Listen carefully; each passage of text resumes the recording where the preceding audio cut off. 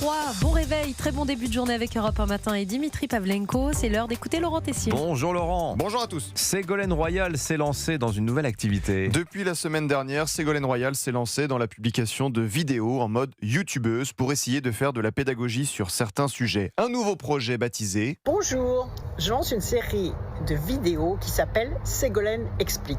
Parce que vous avez le droit de comprendre ce que l'on vous dit. Ségolène explique, des vidéos entre 2 et 3 minutes. La première a été publiée il y a une semaine sur le prix du litre du carburant avec ce message « On peut et on doit baisser les taxes pour tout le monde ». Une autre vidéo. Bonjour, aujourd'hui Ségolène explique. Pourquoi la France a raté l'après-pétrole, c'est le thème. Au passage, l'ancienne candidate à l'élection présidentielle, ancienne ministre de l'écologie, en a profité pour régler quelques comptes avec ceux qui lui ont succédé.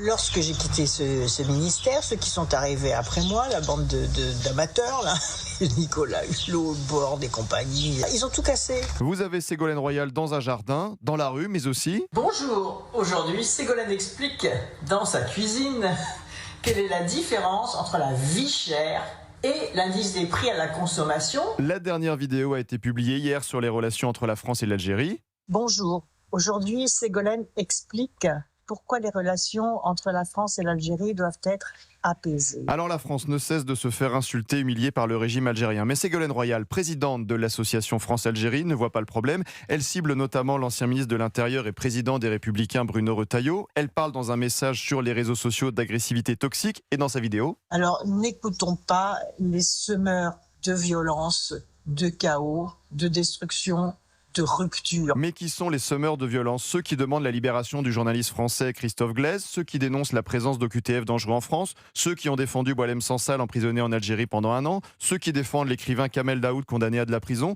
Ségolène Royal a parlé hier à Alger, à la chaîne de télévision Canal Algérie. Interview de 8 minutes. Pas un mot de tout ce que je viens de vous dire. Par contre, c'est la faute de la France. La France a la responsabilité de faire des gestes et donc les dirigeants nous punissent et surtout en s'alignant sur une espèce d'algérophobie. La France est insultée, humiliée, mais Ségolène Royal cible ceux qui demandent de la fermeté. Je me rends compte qu'il y a une espèce de décalage entre ce qu'on raconte sur l'Algérie en France, en tout cas les gens malveillants, et la réalité. La France est insultée, vous le dénoncez, et bien après avoir été traité de maboule par le président Emmanuel Macron, vous êtes malveillant. Vivement la prochaine vidéo de... Bonjour, Ségolène explique.